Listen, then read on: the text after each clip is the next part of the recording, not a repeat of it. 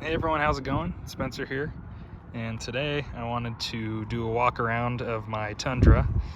Not really a review per se. I'm definitely going to give some opinions and tell you some things I like and don't like, but I wouldn't say necessarily like a comprehensive review. I did wait to make this video until I got plates, and so in Colorado usually it takes a couple months to kind of get plates and whatnot. So I don't know if you guys, or if you do follow my channel, then you've known that I've had a lot of Toyotas in the past, and I've had a second gen Tundra before this one. Was a 2014. I don't know if I posted a whole lot about it, but I'm going to post some videos about it as well. So this is the brand new 2022. I took delivery about February time frame. I had put money down and ordered one as soon as it got released. And this is not the original one I ordered, but it actually ended up being a better fit, and so I'm gonna go through a couple of those as well, a couple of those reasons as to why this was a better fit. So kind of a quick walk around of the truck. I mean, I'm sure if you're watching this video, you've seen a lot of Tundras, other videos, so I'm sure it's not too different, but let's go ahead and take a look here. I want to show you the window sticker on the truck. It is a little messy since I've been using it, but here's the window sticker. So this particular one, we'll get to the bottom price, which everyone cares about, $55,273. I did not pay over MSRP, so I paid the sticker price. Traded in my last truck and made, I don't know, 10 grand off it. So I looked at it like I was getting kind of a discount.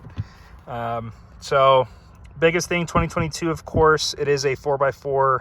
This one is an SR5 Crew Max. So it's got the shorter bed, but it's got the bigger rear door. They're saying 19 miles per gallon combined, 17, 22 for city and highway. I will tell you, I'm getting anywhere between 17 to 19, typically on the lower end around 17, but I have seen a couple tanks where I'm averaging 19. So it's pretty accurate. Night and day difference from my last Tundra. I was getting like 8 to 12 miles per gallon. So loved that V8, and everyone asks, do you miss it? I don't.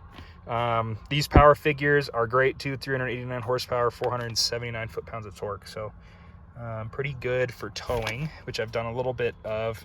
Probably gonna make some towing videos pretty soon so you guys can see that. But anyways, at that 55 price point, you get premium audio. So I got the big screen. And this is something I didn't order on the last truck, and I'll tell you, it is a very, very cool feature that I'm glad I got. Has things like the power supply inside and the LED bed lights. Again, something I didn't order, but it is actually a really nice upgrade. So that was premium audio package. Advanced tech package, so these are safety features that I really like. The other one I ordered had this, and the big part of it was the 32.2 gallon fuel tank. So these extended range. So I've been pulling like right under, I'd say like mid fours, right under 500 miles per gallon, or excuse me, per tank. So that's pretty good. It's also got 360 view camera, which is pretty dang cool. It's got the blind spot monitoring. And then this is a big one that I didn't have that is really cool. So the load leveling, basically the rear air suspension. So there's buttons right here for air suspension, and that'll go up and down, and it'll actually auto level when you have a trailer, which is really, really cool. You get the Soft-Tech seats, which I had ordered on the other one. It's basically like a fake leather. Looks really nice on the truck, I think, and it feels really good. The seat support from Toyota is pretty shitty, to be honest. Getting in and out, it's kind of a weird, like, cushion to get over, and then on top of that, I noticed my thigh support, and I'll get in the seat and show you, but it usually kind of cuts off and doesn't feel right. So I'm not really sure if I love the seats. I've put about 3,000 miles on it, and I'm just not super impressed by that. I guess that's something that I guess you could be a complaint. Heated seats, unfortunately they're ventilated, and I don't understand why they're not vented, but if you pay up, I think if you get either a higher trim SR5, or I know for sure on the Limited you can get it. So and then leather steering wheel, and I didn't get the heated steering wheel, which is kind of a bummer. So I'd say vented seats and heated steering wheel are the two things that I kind of wanted. So that's the window sticker, 55 grand. I didn't pay over MSRP. I got it locally here in Colorado at the Boulder dealer. They were okay. I don't really know if any Toyota dealership's that great, to be honest. The guy that I dealt with was fine, but nothing to necessarily rant and rave, I guess, positively about. So it's not like they did anything to kind of go out of the way there. Coming down to the back, bumper's kind of funky. It's got a weird design on it. That's been a lot of people's complaints. For me, it doesn't really phase me, I guess. I think it's kind of cool with these LEDs back here.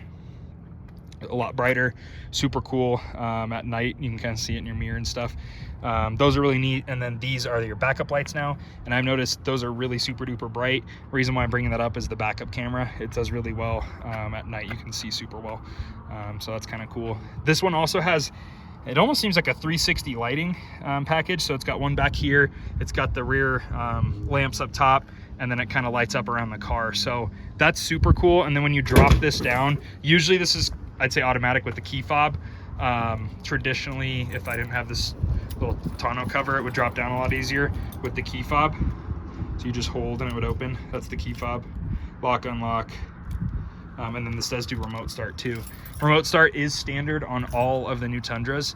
You just have to use the app on certain ones and then the key fob on others. So that's kind of cool too, which I love. That's something that I was excited to have here in Colorado with the cold weather. Tundra along the back, super nice. This is one of my favorite features, is this new composite style bed. It's just like my old Tacomas I've had, and it's fantastic. I mean, it truly, you can throw literally whatever you want in there and it doesn't ding or dent. These are the lights. So you have 2 lights back there and then 2 lights up top, and those are super duper bright. When this is rolled up, it's super, super nice when you're getting stuff out of it at night. That way you can kind of see what you're doing. So that's something all my other trucks never had, were these lights. They had one kind of subpar light up top, but it's nice to have 4, you know, between the 2 down below and 2 up top. This tonneau cover was actually for my 2nd gen Tundra, and it fits on here just fine. It's kind of the, you know, classic, you just bolt it in underneath the rails and it stays on. This will fold up and roll. So that's been a nice feature. This tailgate locks. So whenever you lock your key fob, this part will actually lock. And so I just leave, you know, fishing stuff back there, especially coming into summer, which is great. Now this SR5, something it doesn't have is that little fancy button where it'll drop down. I believe on the limiteds and above, depending on your packaging, you can get that. It's kind of cheesy that it's just plastic covering, but you know, what do you expect? Wheels and tires, pretty shitty if you ask me. They're super, super sucked in. So I mean, trying to get you a good view, but it looks funky. It's all sucked in, and they're just Bridgestone, you know, all terrains, or excuse me, all seasons rather than an all terrain. So they're just not super impressive when it comes to your tread pattern. They are M&S rated, so you could take them to the mountain and be legal. I just literally hate the design, and they're not very meaty. They're just not impressive. So I know this is a simple fix. I actually am getting wheels and tires, debating if I'm going to lift or not. That's why I haven't gotten them yet. Just because I don't know if I want to do the rear collar from Westcott on the air suspension, since I do a lot of towing. So that's something to kind of stay tuned for. If you guys are liking my truck so far, like I said too, you can check out some of my other videos. So another thing that I don't love, I mean, I do and I don't, I'm kind of impartial. The LED headlights are nice. They're a nicer upgrade than what the truck had on the last generation with my last truck, the 2nd gen, but they're just, and I guess for efficiency standpoint, it's really nice because they don't use a lot of energy. But when you are using your headlights and it's snowing, these cake up. So, you know, I guess not everyone would have that issue, not being somewhere where it snows, but doing a lot of towing with the snowmobiles this winter, all of this just got caked and you literally could not see out of them. You had to stop, you had to chisel it. I was worried about scratching the lens cover. So that was kind of cake over really easy. And then these fog lamps don't really seem like they do a whole lot. I love the look at night. I think it looks super, super rad when everything's turned on. It's just, they don't seem like they do a whole lot. So I don't know. I'm probably going to end up replacing these and putting a light bar down here. I know there's a couple companies that do it now, so not the end of the world, just little things I can do over time. But I'd say overall the look is really cool. I just don't know if the functionality of the LED lights is really there and worth the benefit, but I guess it's what everything's going to. So parking sensors on front and rear, which I love, part of that SR5 advanced tech package, and then 360 camera. So I have one there, and then if you notice, this is no longer the sensor is actually down below. That I notice is a little bit better in the winter because it doesn't get as caked up. Those headlights are just my biggest complaint with that. And then down below underneath the mirrors are your other cameras for your 360 camera. These do fold in and out, so when you lock and unlock the car, I'll show you there. That's a really nice feature. I like that a lot. I kind of wanted the tow mirrors. These seem to do okay. I will be towing a bigger trailer soon, so I can kind of report back on that. The one thing that's odd though, versus my other truck being which I get, it was a 1794, so it was a platinum. Both mirrors auto dimmed, so all three actually, were just this driver's side and the middle one dims, so that's kind of odd. Another feature that I do like though, there's a camera up top here, and it'll actually show your rear view mirror, so that's kind of a neat feature too. All your automatic power switches, a lot of plastic on the SR5, not super impressive I guess, but they also have to cut costs somewhere, so I get that. But I'd say, you know, comparing it to something like a new F-150, which is what I had also put an order in on, but they couldn't fulfill it because of chip shortages, you name it, that this is a nicer product for the money, even with some of the materials like this seeming like they're lacking, in my opinion. But I'd say overall, for this price point at right at 55, you couldn't even touch a Ford with leather or fake leather for that kind of money. So from that standpoint, I am really happy. Really nice interior. Again, there's that leather wrap steering wheel. Seats are okay.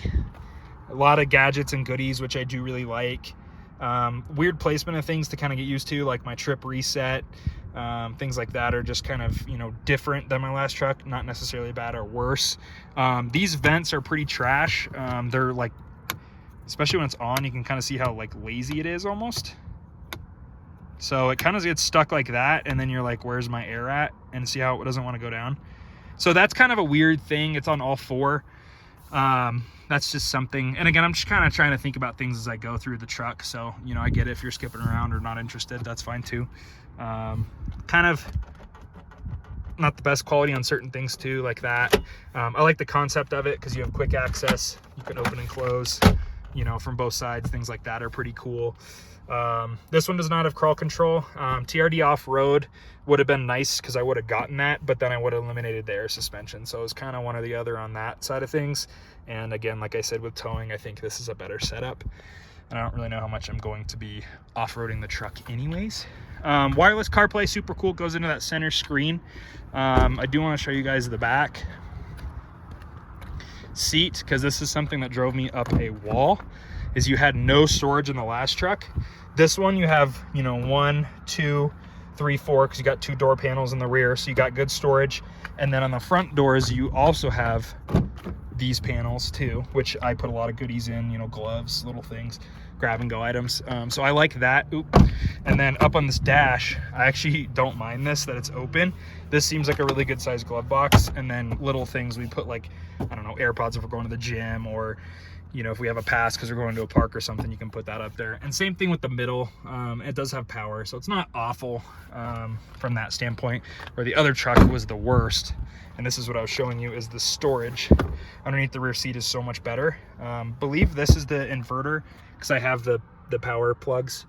But it's good storage. It goes all the way underneath. It's just a big pass through, and so much better than the last truck with storage. So there's that, and then this pops down.